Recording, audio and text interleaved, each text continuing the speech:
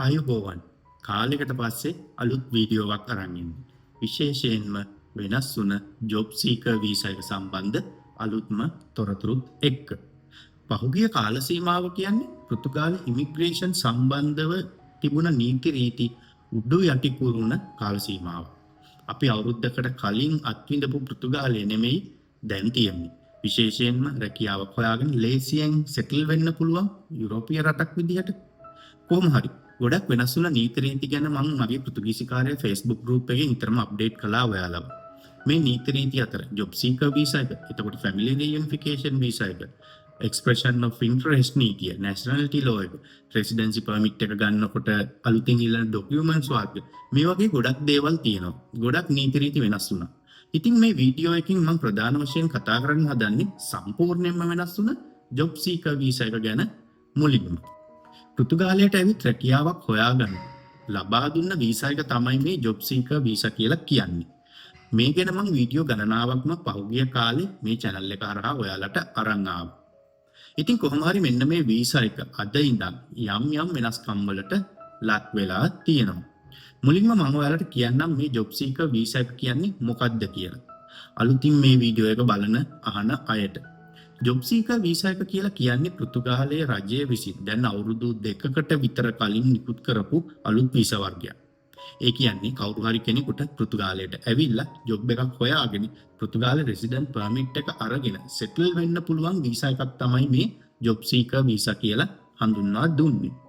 ඉතින් මේ වීසා එක ඉෂුව කරනකොට එයාලා මේකට ලොකුවට රිස්ට්‍රික්ෂන් එහෙම දැම්මේ නැහැ. ඉතින් ඕනිම කෙනෙකුට මේක ඇප්ලයි කරන්න පුළුවන්කම තිබුණා. යම්කිසි ඉතා සුළු රික්වයර්මන්ට්ස් ටිකක් තමයි මේ ජොබ් සීකර් වීසා එකට ඉල්ලලා තිබුණේ.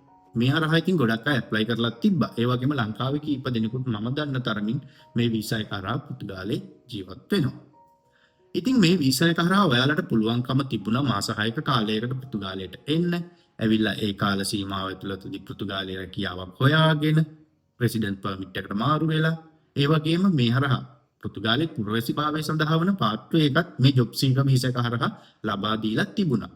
ඉතින් ඔන්නෝක තමයි ප්‍රධාන වශයෙන් ජොබ් සීකර් වීසා කියලා කියන්නේ.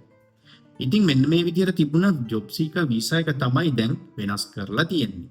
ඒ කියන්නේ අද ඉඳන් මම මේ වීඩියෝ එක කරන්නේ 2025 ඔක්තෝබර් මාසේ 23 වෙනිදා. ඉතින් අද ඉඳන් මේ වීසා එක යම් කිසි වෙනස්කම් වලට ලක් කරලා තියෙනවා.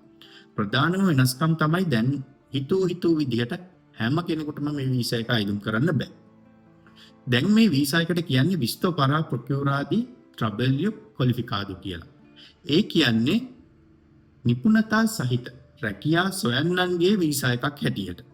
ඉස්සෙල්ලා ඕනි කෙනෙකුට මේක ඇප්ලයි කරන්න පුළුවන් වුණත් දැන් එහෙම බෑ. දැන් ප්‍රධාන වශයෙන් හයි ස්කිල් කැටගරි වීසා එකක් විදිහට තමයි මේක ලබා දෙන්නේ. ඉස්සෙල්ලා මේ වීසා එක රැකියාවක් හොයන යුරෝපා සංගමය නොවන ඕනිම පුද්ගලයෙකුට විවෘත වෙලා තිබුණා. නමුත් දැන් තියෙන්නේ ඉහළ සුදුසුකම් තියෙන හයි ස්කිල් කැටගරි එක යටතේ. එහෙම නැත්නම් ඉහළ නිපුණතා සහිත අයට විතරයි මේ වීසා එක ලබා ගන්න පුළුවන් වෙන්නේ. ඉතින් මෙන්න මේ අලුත් හඳුන්වා දීමත් එක්ක අද දිනේ මේ ඔක්තෝබර් 23 වෙනිදා ඉඳන් මේ නව නීතිය ගැසට් එකක් මගින් ප්‍රකාශයට පත් කළා. ඉතින් ඒ හින්දා අද ඉඳන් මේ ඔක්තෝබර් මාසේ 23 වෙනිදා ඉඳන් පැරණි ක්‍රමවේදය නවත්වලා දාලා තියෙනවා. මේ නිසා කිසිම කන්සියුලර් කාර්යාලයක් එහෙම නැත්නම් VFSA කාර්යාලයක් පරණ වීසා කැටගරි එක යටතේ වීසා අයිදුම් කරන්න කිසිම කෙනෙකුට හැකියාවක් ලැබෙන්නේ නැහැ. ඒ වගේම ඒ පරණ වීසා කැටගරි එක යටතේ අපොයින්ට්මන්ට් ලබා දීමත් සම්පූර්ණයෙන් නවත්තලා තියෙනවා. අනිත් කාරණේ තමයි මේ අලුත් ජොබ් සීකර් වීසා එකේ අලුත් රෙගුලාසි ප්‍රකාශයට පත් කරනකම් අලුතින් අයිදුම්පත් බාර ගැනීමත් తాවකාලිකව නවත්තලා දාලා තියෙනවා. ඉතින් මේ සුදුසුකම්ලත් වෘත්තීන් එහෙම නැත්නම් නිපුණතා සහිත හයි ස්කිල් කැටගරි කියන කාණ්ඩය සම්බන්ධව ලොකු විස්තරයක් තවම ඉදිරිපත් කරලා නැහැ. නමුත් මේකට ඉල්ලුමක් තියෙන ඉහළ නිපුණතා සහිත දක්ෂයින් පෘතුගාලයට ආකර්ෂණය කර ගැනීම තමයි මෙයාලගේ ප්‍රධාන අරමුණ වෙලා තියෙන්නේ. ඉතින් මේ අතේ ගොඩක් වෙලාවට IT ශාස්ත්‍රය, සෞඛ්‍ය ශාස්ත්‍රය, හොස්පිටැලිටි ශාස්ත්‍රය ඉහළ තනතුරු වගේ ශාස්ත්‍ර ඇතුළත් වෙන්න පුළුවන්. ඉතින් මේ වීසා එකට කවුරු හරි අයදුම් කරනවා නම් ඒ පරණ අයදුම් කිරීමේ ක්‍රියාපටිපාටිය ලොකු වෙනසක් වෙලා නැහැ. අර පරණ තිබ්බ ප්‍රධාන අවශ්‍යතාවයන්ම තමයි තියෙන්නේ. නමුත් තවමත් මේ අලුත් රෙගුලාසි ඉදිරිපත් කරලා නැති හින්දා ඒ පරණ ක්‍රමවේදය සහ පරණ අවශ්‍යතාවන්ට අමතරව අනිවාර්යෙන් ඔයාලා ඉල්ලුම් කරන රැකියාව සඳහා ඔයාලට නිපුණතාවයක් තියෙන බව ඔප්පු කරන්න වෙනවා. ඉතින් ඒක හරියටම දැනගන්න අපිට ඉන්න වෙනවා පෘතුගාලි රජය මගින් මේ රෙගුලාසි ඉදිරිපත් කරනකම්. එයාලා හරියටම මොකද්ද මේ නිපුණතා සහිත කියලා මොන වගේ කැටගරිද මේ යටතේ කැටගරයිස් කරන්න කියලා කියනකම්. ඉතින් කොහොම හරි පෘතුගාලි රජය විසින් මේ අලුත් රෙගුලාසි ඉදිරිපත් කළාට පස්සේ මම අනිවාර්යෙන් ඔයාලට ඒ සම්බන්ධව සම්පූර්ණ විස්තරයකුත් මේ පෘතුගීසි කාර්යය YouTube channel එකකින් අරන් එන්න. කොහොමද ඇප්ලයි කරන්නේ, මොනවද අවශ්‍යතා, ඒ හැම දෙයක්ම. ඉතින් ඒ වගේම තවත් ප්‍රශ්නයක් තමයි කීප දෙනෙක්ම මගෙන් අහලා තිබ්බා මේ සම්බන්ධව මේ වෙනකොට මේ පරණ ජොබ් සීකර් වීසා කැටගරි එක යටතේ අයදුම් කළ අයට මොකද වෙන්නේ කියලා. දැනට තියෙන තොරතුරු තමයි මේ වෙනකොට ඔයාලා කවුරු හරි මේ පරණ ජොබ් සීකර් වීසා කැටගරි එක යටතේ ඇප්ලිකේෂන් බාර දීලා තියෙනවා නම් VFS එක හරහා එහෙම නැත්නම් ඔයාලා ඉන්න රටේ කන්සියුලර් කාර්යාලය හරහා දැනට ඒ සඳහා කිසිදු ප්‍රශ්නයක් වෙන්නේ නැහැ. මොකද ඔයාලා මේක නීතියක් බවට පත් වෙන්න මේ අලුත් රෙගුලාසි පත් වෙන්න කලින් ඔයාලා බාර දීලා ඒ process එකේ හිටපු හින්දා.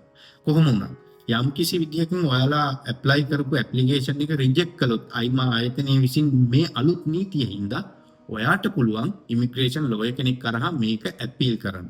මම මේ සම්බන්ධව පෞද්ගලිකවම immigration lawyer කෙනෙක්ගෙන් විස්තර අහුවාම කිව්වේ එහෙම තියෙනවා නම් කාගේ application එක reject වුණොත් immigration lawyer කෙනෙක් කරහා ඒක appeal කරන්න කියලා. ඉතින් ඔන්න ඔය ටික තමයි ප්‍රධාන වශයෙන් ජොබ් සීකර් වීසා එක සම්බන්ධව දැනට තියෙන අලුත්ම තත්ත්වය. ඒ වගේම අලුත්ම විස්තර ටික. ඔයාලට මම අලුතෙන්ම ඊගාවට වෙනස් වෙන කාරණාත් එක්ක ඉස්සෙල්ලා කිව්වා වගේ අලුත් වීඩියෝ එකකින් මේ ජොබ් සීකර් වීසා එක ගැන විස්තර අරන් එන්නම්. ඉතින් මීට අමතරව පෘතුගාලය කියන්නේ අර ඉස්සර තිබුණ පෘතුගාලය නෙවෙයි. විශේෂයෙන්ම විදේශිකයින්ට අලුතෙන් පත් වුණ රජයත් එක්ක ඉමිග්‍රේෂන් සම්බන්ධව ඉමිග්‍රන්ට්ස්ලා සම්බන්ධව එයාලා ඉන්නේ ඉතාම දැඩි ප්‍රතිපත්තියක. පුළුවන් තරම් ඉමිග්‍රන්ට්ස්ලා විදේශිකින් සීමා කරන්න ඕනි කියන මතය තමයි මේ රජය දැන් කටයුතු කරන්නේ.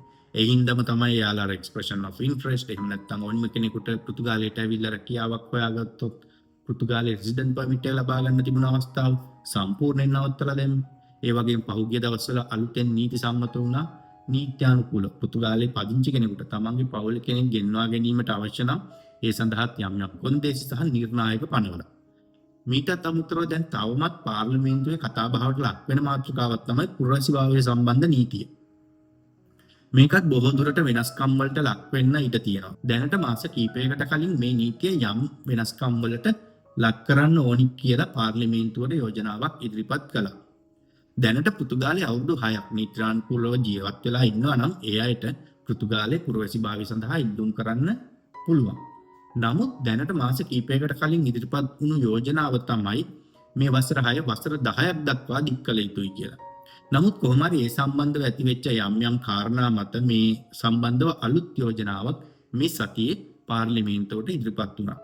ඒ තමයි පරණ අවුරුදු 10 යෝජනාව අවුරුදු 8කට අඩු කරලා යෝජනා කරලා තියෙනවා. ඒ වගේම පෘතුගීසි කතා කරන ජාතිකයින් සිටින CPLP කියන රටවල් සඳහා අවුරුදු 6ක සීමාවකුත් මේ සඳහා යෝජනා කරලා තියෙනවා. ඉතින් අපි වගේ අයට අවුරුදු 8ක සීමාවක් තමයි යෝජනා කරලා තියෙන්නේ. අවුරුදු 8ක් කිව්වට ඉතින් ඔක්කොම ප්‍රොසෙස් වල යනකොට අවුරුදු 10ක් 11ක් කියයි. මේ යෝජනාව බොහෝ දුරට සම්මත වෙන්න ඉඩ තියෙනවා. මේ තියෙන තත්ත්වයක් එක්ක. ඉතින් අපි ඉදිරියේදී බලමු මොන වගේ වෙනස්කම්ද වෙන්නේ, මොන වගේ දේවල් වලටද අපිට මුහුණ දෙන්න වෙන්නේ කියලා මේ අලුත් තත්ත්වයක් එක්ක. කොහොම හරි පෘතුගාලයේ ජීවන වියදම දැන් ටිකක් වැඩි, හවුසින් ප්‍රයිස් එක වැඩි, අලුත් නීති රීති ගොඩක් තියෙනවා. සුන්දර රටක් වුණාට විදේශිකයින්ට නම් යම් ප්‍රශ්න තියෙන කාල සීමාවක් තමයි මේ.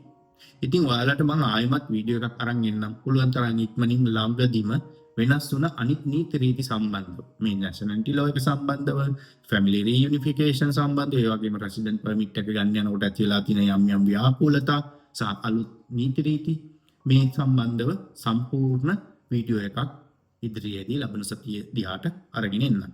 එහෙනම් ඔයාලා හැමෝටම සුබ දවසක්. මේ පෘතුගීසි කාර්යය